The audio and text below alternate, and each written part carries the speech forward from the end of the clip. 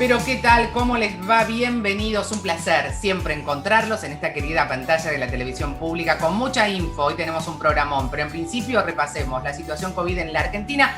Nos dice que el total de recuperados es ya superior a las 5.100.000 personas. El total de vacunados con una dosis se acerca poquito a poquito a las 30 millones. Superamos ya las 29 millones y medio. Y el total de vacunados con 2 dosis estamos en prácticamente 22 millones de personas que ya han completado su esquema. Bienvenidos otra vez porque ya estamos acá listos. Les digo, en serio, hay un programa. Vamos a hablar de el corazón, de la salud de nuestro corazón en minutos nada más, de dermatitis atópica, por supuesto, que es otro gran tema que afecta a todos nuestros hijos, no a todos, a muchos. Y bueno, con un buen diagnóstico podemos lograr que tengan una excelente y buena calidad de vida. Y también vamos a estar hablando, por supuesto, respecto a cuestiones que tienen que ver con el COVID, con la epidemiología y sobre todo con esas preguntas que nos hacemos y que a veces nos queda en duda, y vamos a viralizar todo lo que tiene que ver con qué hacemos con los restos de barbijos y de un montón de recursos que hemos usado y usamos para prevenir, por supuesto, el contagio, pero que después también se transforman en desechos, cómo cuidar el medio ambiente. Todo esto en estos 30 minutos de info precisa, confiable, salís a la vida con lo que necesitas. Y para tener vida, ¿qué necesitamos? Salud. Y para tener salud hay un órgano que es vital, que es nuestro corazón. Y en el Día Mundial del Corazón, ¿a quién llamamos? A él, al queridísimo Guido Bergman. ¿Cómo estás, Guido? ¿Cómo estás, Nati? Buenos días. ¿Todo bien? Bien, muy bien. Todo muy bien. Y ¿sabes qué? Siempre digo, las efemérides o el día de, si bien sirven, creo que es muy importante para tomarlo como una excusa para hablar de cosas que a veces nos perdemos en el día a día y no las hablamos. En este caso, ni más ni menos que la salud de nuestro corazón, Guido.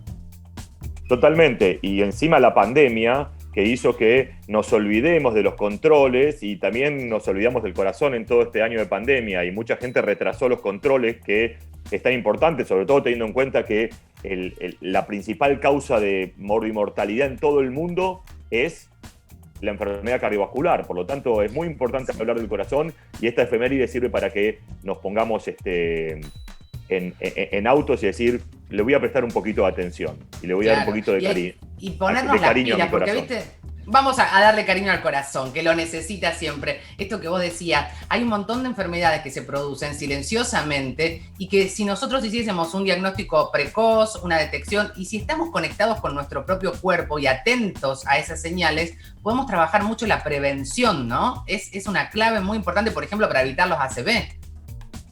Bueno, de eso se trata. Nosotros el objetivo que tenemos como médicos siempre es hacer prevención. Uno puede hacer prevención primaria, que significa evitar que algo ocurra por primera vez. Entonces uno hace todo lo necesario para que nunca tenga un ACV, nunca tenga un infarto, nunca tenga una enfermedad vascular. O uno hace lo que se llama prevención secundaria, que es que una vez que ya me enfermé, hago todo lo necesario para no volver a enfermarme. Es muy interesante eso porque en realidad el corazón es un órgano muy noble que siempre te da revancha. Uno dice, bueno, ya me enfermé del corazón, ya está, no hago más nada. Al contrario, el corazón es muy noble, no es como el cáncer, que es más complicado. Es un órgano que vos te pasó algo cardíaco y si vos haces una buena prevención secundaria, realmente podés mejorar tu pronóstico enormemente y no tenés por qué tener una mala calidad de vida. Incluso hasta ni siquiera cortar la vida. Entonces, es muy importante que sepamos que prevención primaria lo ideal, prevención secundaria hay que hacerla porque tenemos que evitar que esto se repita. Mira, vos decías eso y nosotros muchas veces escuchamos testimonios de personas que tienen un diagnóstico y que cambian para bien finalmente su vida, lamentablemente, ante un diagnóstico, ¿no? Pero cuando hablamos de primaria, de prevención primaria, ¿podemos hacer algo concretamente para evitar, por ejemplo, que se tapen nuestras arterias, tener un accidente cerebrovascular? ¿Qué podemos hacer, Guido? Bueno, lo que primero tenemos que saber que cuando hablamos de enfermedad cardiovascular, la parte cardiovascular tiene como 4 áreas de enfermedad. Lo que tiene que ver con las arterias, que es casi el 70%, las válvulas, las arritmias y los problemas del músculo cardíaco.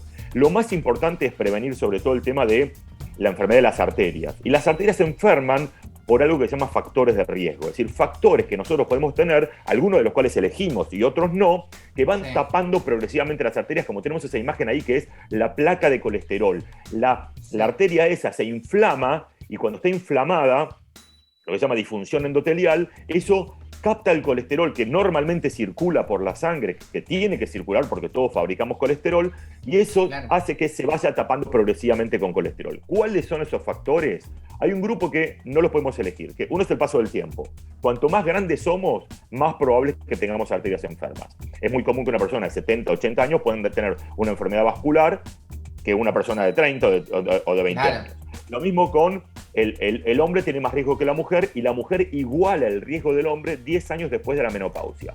Y obviamente tener antecedentes familiares de enfermedad cardíaca. Si yo, por ejemplo, tengo mi papá, mis hermanos o mi mamá con un infarto, muerte súbita antes de los 60 años, de ellos, no mía, se hace un factor de riesgo para mí, no lo puedo modificar. Pero lo que sí puedo trabajar es en algunos factores de riesgo que sí puedo cambiar, que encima hay que tener en cuenta porque si se suman entre ellos, se potencian. Los tres grandes factores de riesgo son la hipertensión, el colesterol y el cigarrillo. Es decir, que cuando yo tengo presión alta y no la controlo, tengo colesterol alto y no lo controlo, y fumo y no dejo de fumar, aumento enormemente el riesgo de enfermar las arterias. Se le suma la diabetes y el sedentarismo, que son dos factores de riesgo muy importantes y muy agresivos, la diabetes, sobre todo con las arterias, y después viene el tema del estrés, la mala alimentación, el sobrepeso, ¿sí? O la prediabetes, el síndrome metabólico, que también contribuyen en todo este combo de afectar las arterias. Me parece genial lo que decís, porque tenemos algunas cosas las podemos evitar, todo esto que mencionabas, lo que es la edad, el paso del tiempo, ya sabemos que eso es algo que lo tenemos recontra registrado y sabemos que eso viene con el combo, cuando nacemos, ¿no? Pero sobre todo esto que vos decías recién, que podemos evitar, podemos muchas veces quizás tener 30, 35 o ser jóvenes y creer que no tenemos nada, pero hay una herramienta que vos nos comentabas, que es esa evaluación. A ver, voy a hacer un chequeo. ¿Dónde está mi perfil? ¿Dónde está mi riesgo? ¿Cómo podemos hacer eso? Lo primero que tenemos que hacer es que cuando uno dice voy a hacer un chequeo, hay que ir al médico. Sí. Porque el médico nos va a revisar, nos va a tomar la presión arterial. ¿Y por qué es importante que nos tome la presión arterial? O que nosotros, a partir de los 30, 35 años, nos tomemos la presión arterial, porque la presión arterial no da síntomas. Y el 40% de los hipertensos no saben que son hipertensos. Entonces es muy importante que nos controlemos la presión arterial. El médico nos va a pedir un chequeo. ¿Qué es un chequeo? Perdón, porque hago un paréntesis. La presión arterial te la podés tomar en tu casa, digamos. O en la farmacia. Vas a la farmacia, te sentás, tenés los pies apoyados en el piso, la espalda apoyada, el brazo apoyado, y después de 3-4 minutos te tomás la presión arterial en el brazo y eso te da el valor basal. Si eso da más de 14,9, empezás a abrir los ojos porque sos hipertenso. Y el tema es que muchos hipertensos no lo saben qué son, y muchos hipertensos que saben que son hipertensos no están suficientemente tratados. Entonces es importante tener en cuenta, la presión arterial habitualmente no da síntomas, hay que controlarla. Segundo punto, el médico te va a pedir un análisis de sangre. ¿Y qué va a ver ahí? El colesterol. El bueno, el malo. El bueno, el HDL, el malo, el LDL. ¿Y con qué vamos a ver eso? Vamos a ver, y los triglicéridos, y vamos a ver la combinación entre ellos. Y después va a haber la glucemia, y si sos diabético o no sos diabético, ¿de acuerdo? Y va a haber la función renal, y va a haber un montón de cosas, y eventualmente te va a pedir un par de estudios, que va a ser un electrocardiograma, y te puede pedir eventualmente una ergometría, y cuanto más años tenemos, empezamos a hacer otro tipo de evaluación. Hacemos una ecografía de las carótidas para ver cómo están, y ver el tema de si hay enfermedad vascular demostrada, ¿de acuerdo? Entonces, hay maneras. Ahora, lo que sí podemos hacer nosotros es en casa, y eso lo hace el médico también, es lo que se llama un score de riesgo. ¿Qué es un score de riesgo? Una evaluación de, a ver, si yo combino las cosas, veo cuánto riesgo tengo. Y cuanto más riesgo, más ahí vamos a compartir un ejemplo. Vamos a compartir un ejemplo, Guido. En esto que estamos viendo en pantalla. Bien, edad. Perfecto. Entonces, edad, por ejemplo, vamos a suponer un riesgo bajo. Vamos a arrancar con una mujer de 30 años, ¿sí? Perfecto. Ponemos 30 años ahí. Ponemos un colesterol total, vamos a ponerle de 210. Uno dice, ¿tengo que tener menos de 200? No, pongamos 210. Pero pongamos un HDL de 70, ¿sí? Cuando el HDL, que es el colesterol bueno, es más de 60, es un factor de protección. Presión arterial, vamos a poner una presión arterial normal. 120 de presión arterial sistólica, ¿sí? Perfecto, bien. Ahí estamos bien. ¿Toma medicación para la presión arterial? No. ¿Es diabética? No. ¿Fuma? Pone que no, ¿sí? Pongamos que no. Ahí estamos. Fíjese que el riesgo a 10 años de tener un evento cardíaco es bajísimo. Me da 0,22. Ahora fíjense en el mismo gráfico, si yo a esta persona le digo, poné fuma sí. Ok. Pone fuma sí. Ya empieza a aumentar el riesgo. Vamos a suponer mira, de 0,22 pasó a 1,50 solo cambiando que era fumador. Solo, digo, Exactamente. porque es un factor determinante para el riesgo cardíaco. Totalmente. Y ojo que estamos hablando de una mujer joven.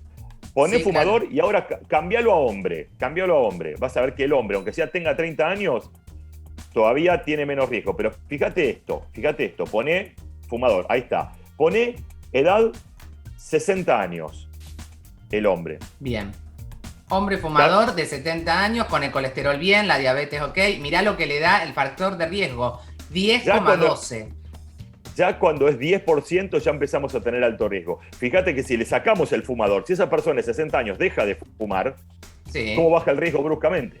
¿Se entiende? Absolutamente. Mira, Ahora, si hay alguna duda, fumador, está clarísimo que ser fumador te levanta todas las chances de que se te complique tu salud cardíaca. Si hay alguna duda, no sé, más como aclararla. Te voy a hacer un punto aparte de esto. Fíjate que la enfermedad vascular empieza desde que nacemos. ¿De qué depende que se haga visible clínicamente a los 40, 50 o a los 70? De cómo tratemos el cuerpo y los factores de riesgo. Fíjate, poné en ese score de riesgo, bajale el HDL a 35. De 70 lo pasamos a 35. Fíjate cómo subió el riesgo. Y es no fumador. Ya. Ahora ponele fumador a este, colesterol bueno bajo y fumador. Ya me subió a 16. Claro, ¿sí? Y recordemos que más de 10 ya estamos en una situación de atención complicada. Absoluta. Ponele a esta persona presión arterial, hombre, 60 años. Sí. Colesterol bueno bajo y ponele presión arterial 160. Y presión arterial alta. Mira cómo sube el riesgo a 25. Fue al diablo, casi 26% de riesgo. Sí. Mira, lo digo en casa, lo digo para los que miran en casa. Esto es un score que lo podés hacer, que vos mismo podés ver tus estudios y hacerlo, pero siempre, obviamente, después hacer la consulta con tu médico. Pero sobre todo, con Guido, de lo que decíamos antes del aire, es importante registrar en dónde estamos, porque además que tenés 30, sos fumador, y existe un riesgo. Entonces sí es necesario hacer una consulta. No es que tengo una edad promedio única a partir de la cual tengo que hacer los controles cardíacos. Quizás no es la edad, sino tus hábitos los que tienen que tener en cuenta, ¿no? A ver, el cuerpo va absorbiendo y va teniendo hábitos y va absorbiendo las cosas que nosotros le vamos dando. Si nosotros tenemos una mala alimentación durante toda nuestra infancia y nuestra adolescencia y nuestra adultez joven, obviamente que eso el cuerpo lo percibe y las arterias lo perciben. Entonces, la alimentación tiene que ser sana toda la vida, tenemos que hacer ejercicio toda la vida. Sí. Es importante el tema del ejercicio, porque el ejercicio es como nuestro comodín. Porque el ejercicio te mejora el colesterol, el ejercicio te mejora el azúcar, la glucemia, el ejercicio te mejora la presión arterial, el ejercicio te hace bajar de peso, te mejora el ánimo, te baja el estrés. O sea, el ejercicio es un comodín que tenemos para todo. Y sepamos que cuando hablamos de ejercicio, no decimos ir al gimnasio, caminar 150 minutos por semana, repartirlos como quieras. Vos caminás a paso firme. Si lo vas a hacer intenso, con 75 minutos me alcanza un ejercicio intenso. Bien. Pero si vos salís a caminar por semana 150 minutos, mejorás ampliamente tu riesgo. Por eso es la mejor medicación que podés tener. Hacer actividad física 100%. Sin ser un profesional, simplemente mover el cuerpo para que tu corazón esté saludable. @ lo pueden seguir a Guido, lo digo bien, es @Guido_Bergman. @Guido_Bergman. Escríbanle, pregúntenle, él está ahí. Totalmente. Y siempre con info confiable. Guido, te quiero, te mando un abrazo y vamos a seguir hablando de muchos temas, pero sobre todo de los hábitos que podemos empezar a incorporar a conciencia. Te mandamos un abrazo grande, gracias. Un beso y gracias por contactarse, nos vemos. Chao, hasta luego. Y vamos a hablar de algo que les anticipé al comienzo, la dermatitis atópica. La tenemos a ella, Romina Plavnik, o Plavnik, no sé, yo soy media mala a veces para los apellidos. Romy, ¿cómo te va? Bienvenida, muy buenos días. Muchísimas gracias por invitarme y por invitarme a hablar particularmente de esto, que es un tema que a mí me encanta contarles y que es tan frecuente en los chicos, ¿no?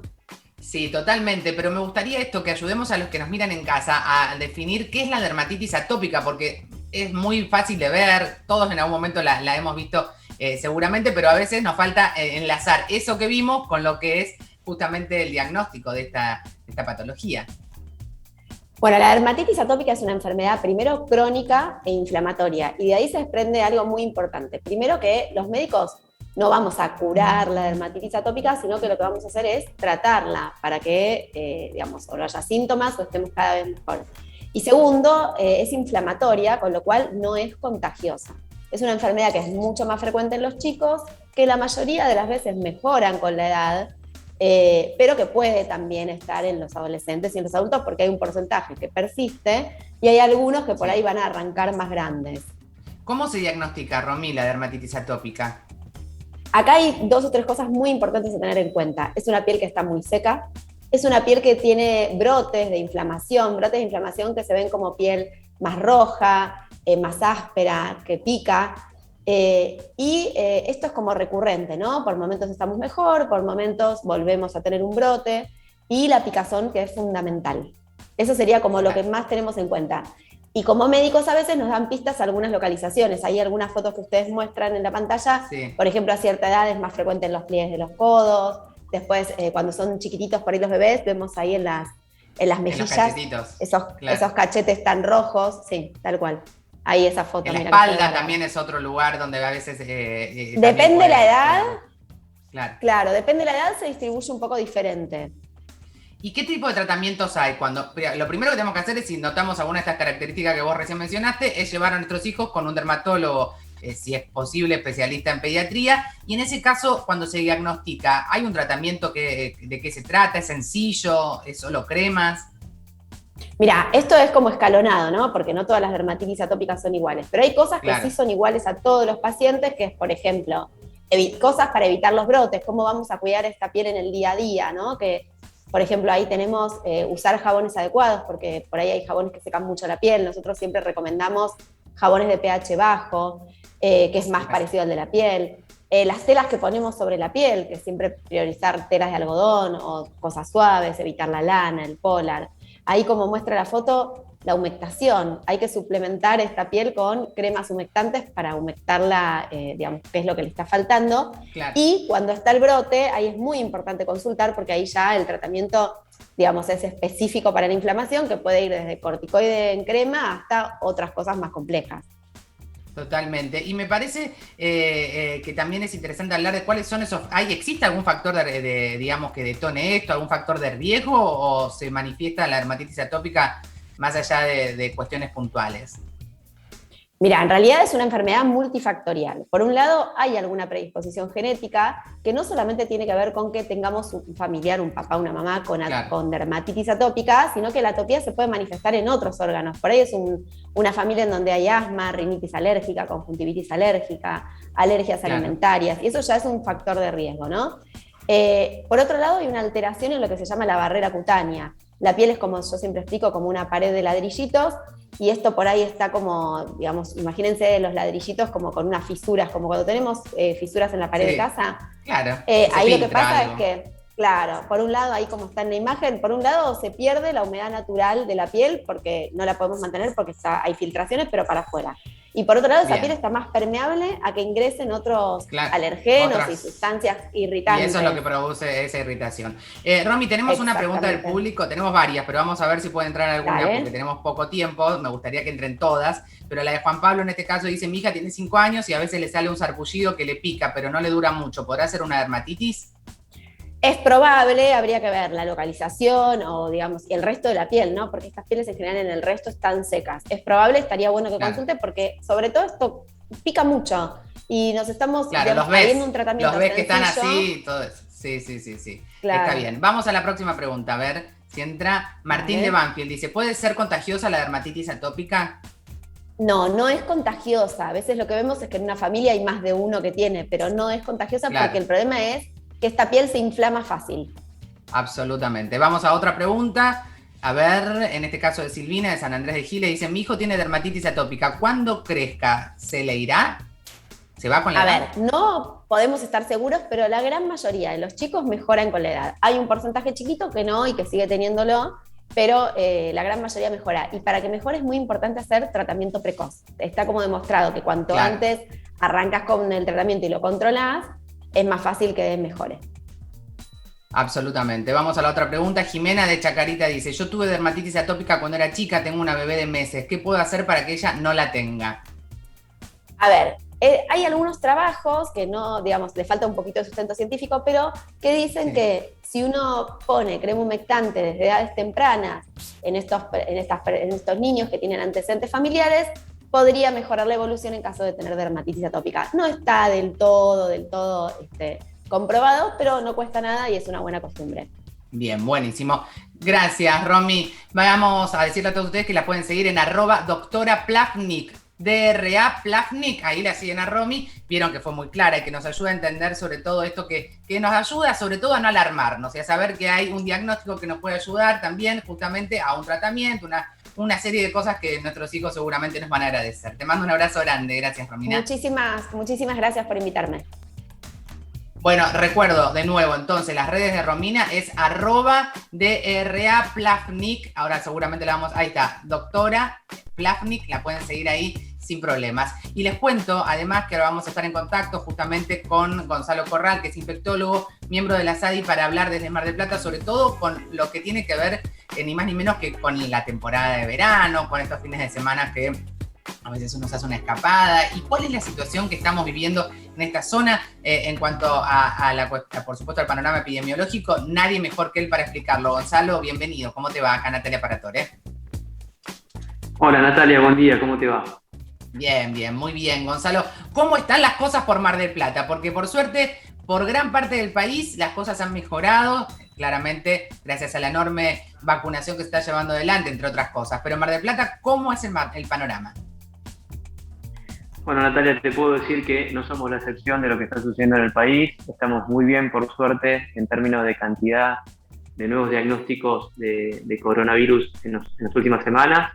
Vienen cayendo en forma drástica la cantidad de casos. Para que te des una idea, tenemos aproximadamente 350 casos activos, algo que es muy poquito. Imagínate que nosotros unos meses atrás teníamos aproximadamente ese número por día de nuevos diagnósticos. El día lunes no tuvimos ningún diagnóstico de COVID, lo que fue realmente un hito después de estos 18-19 meses de pandemia. Y bueno, estamos esperando, ojalá, tener la mejor temporada para que después de toda esta situación tan difícil de toda índole, no solamente, digamos, en términos de salud, sino también en la cuestión social y también en la cuestión económica, de alguna vez podamos salir un poquito y sacar la cabeza, digamos, después de haber tenido tanta dificultad, ¿no? Sí, absolutamente. Bueno, como miembro de la SADI, ustedes han estado atentos todo este tiempo de pandemia en el registro a nivel país. Pero cuando hablamos de los cuidados que uno tiene que tener, ¿cómo crees que será esta temporada? ¿Qué cosas tendríamos que tener en cuenta? Viste que ahora está el previaje, hay mucha gente que ya está definiendo qué va a hacer en sus vacaciones. Y también es cierto que hay mucho temor respecto al futuro. ¿Qué pasará con la Delta? ¿Qué va a pasar con la MU? ¿En qué situación podemos estar? ¿Cuál sería tu recomendación con una mirada, por supuesto, epidemiológica y con un conocimiento de lo que es una temporada, en nuestro país? Sí, lo primero que yo tendría que decir, digamos, y básicamente qué es lo que pienso, es que la pandemia, digamos, no es que desapareció. La pandemia, digamos, en este momento nos está dando una tregua que ojalá sea permanente y que no sea un fenómeno transitorio. Posiblemente esté relacionado, digamos, a esto que vos estuviste comentando, que tiene que ver con, primero, la cantidad de infecciones que hemos tenido y, en segundo término, y principalmente por la cantidad de vacunas que se han aplicado. Pero creo que todas las medidas que estuvimos utilizando previo a lo que es la vacunación, como es el distanciamiento, como es el uso del tapabocas o barbijo en lugares cerrados, la ventilación, digamos, de los lugares cerrados, y el lavado de manos, constituyen herramientas que hoy por hoy siguen estando vigentes y son lo que nos van a permitir perpetuar, digamos, esta especie de recreo que tenemos y que, en definitiva, nos va a permitir tener una mejor temporada. Obviamente que vamos a tener que cumplir con todos los protocolos que tienen que ver, básicamente, en los lugares cerrados, ¿no? Y ojalá, y que en la medida que siga pasando el tiempo y que no tengamos, digamos, estos brotes que están relacionados con estas variantes más agresivas, como puede llegar a ser Delta o eventualmente, digamos, MU, continuemos con todas estas medidas para que esto finalmente no suceda nunca y podamos tener el mayor porcentaje de nuestra población vacunada para evitar, digamos, este tipo de situaciones. Sí, mira, me quedo con algo muy importante que dijiste. Tengamos claro que la pandemia no terminó y que estamos, llamémoslo, en un recreo, que no sabemos cuánto va a durar. Ojalá sea un recreo eterno, pero no lo sabemos, nadie tiene esa certeza, hay que cuidarlo muchísimo. Gonzalo, vamos a compartir algunas consultas del público que te quieren hacer y vamos a hacer ese nexo entre la duda y un profesional como vos que puede seguramente aclararlo. Sandra dice, ¿qué medidas van a tomar para el verano? Si es que se sabe, no se sabe todavía, los protocolos no están muy claros. No, las medidas, digamos, seguramente están en relación a los protocolos que tienen que ver con las distintas actividades. No es lo mismo un protocolo que se puede llegar a tomar, digamos, en un, digamos, local nocturno a lo que es un protocolo que se va a tomar, digamos, en un balneario. Posiblemente, y en base a la experiencia del año pasado y, digamos, del conocimiento que se, digamos, obtuvo durante todo este tiempo, algunas medidas que se han hecho se dejarán de hacer y otras medidas que estuvieron muy bien establecidas y que tuvieron un impacto directo van a continuar. Esto, digamos, como base van a tener que ver con el distanciamiento, con el lavado de manos y con la ventilación de los lugares, ¿no?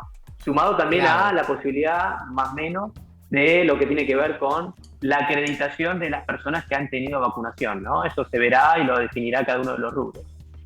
Bueno, vamos a la próxima pregunta. En este caso es una consulta de Sol que dice, mi vecina no se quiere vacunar, ¿debería mantener distancia de ella?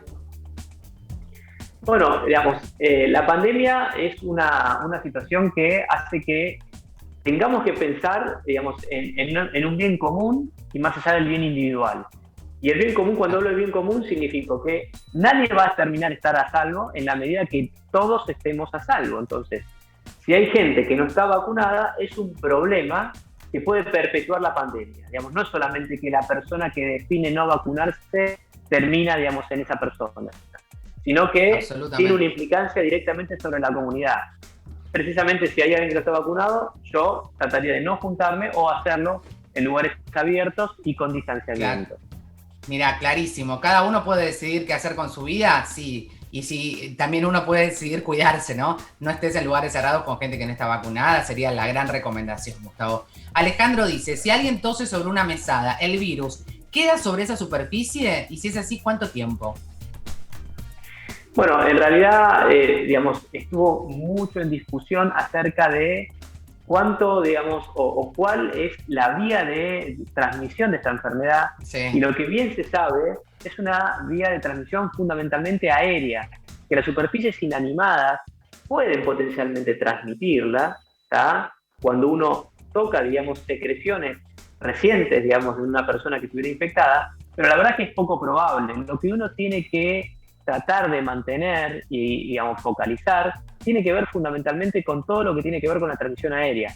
Es por eso la insistencia del uso del barbijo, del uso del tapaboca, del lavado de manos, porque esa situación, por eso el distanciamiento y el lavado de manos, que esa situación que si yo eventualmente tomo contacto con las secreciones de otra persona, con el lavado de manos con el alcohol, digamos, dejo, digamos, el potencial riesgo de poder transmitir esa enfermedad a través, digamos, de las secreciones de la persona enferma, ¿no? Muy claro, muy claro. Vamos a otra consulta, en este caso de Leo. Dice, ¿cuáles son los síntomas y complicaciones actuales del COVID? Me parece importante hablar, me gusta la pregunta de Leo, porque es como que la gente a lo mejor interpreta que cambiaron los síntomas. No, los síntomas no han cambiado, digamos. Eso está muy claro. Es una enfermedad, digamos, particularmente respiratoria. Se va a manifestar por fiebre, síntomas respiratorios que van desde lo que es tos, dolor de garganta, rinorrea, y digamos hay sí signos y síntomas que son patognomónicos propios, bien característicos del COVID, que son la disminución del olfato y la disminución del gusto. Eso lo hace muy, muy característico y lo hace prácticamente diagnóstico. Y las complicaciones, lamentablemente, no hay error. Y las complicaciones son claramente las que vimos durante toda la pandemia, que es la afectación pulmonar fundamentalmente, que lleva a las personas a tener insuficiencia respiratoria, necesidad, digamos, de ventilación mecánica invasiva y lamentablemente, digamos, una mortalidad muy elevada comparada con otros virus respiratorios. Absolutamente. Gonzalo Corral estuvo con nosotros aquí en Casa Salud. Muchísimas gracias a vos y a toda la gente de la Sociedad Argentina de Infectología, que siempre recordamos que es una súper fuente confiable de información. En las redes sociales les pueden seguir también, Sadi-AR. porque en este tiempo en el que la pandemia aún sigue con nosotros, lo que sí tenemos que seguir haciendo es informándonos con fuentes confiables. Gracias, Gonzalo, un abrazo grande a la distancia desde aquí a Mar del Plata. Chao. Gracias a vos, Natalia, y los esperamos por Mar del Plata. Dale, estaremos por allí seguramente. Y nos despedimos de todos ustedes, nos encontramos mañana puntualmente aquí en la pantalla de la televisión pública, recordando siempre que lo individual suma, pero lo colectivo es lo que transforma. Ventilar los ambientes, higienizate las manos, cuidemos este tiempo de meseta, este tiempo de buena situación epidemiológica, hay que cuidarlo mucho. Nos vemos mañana, aquí estaremos.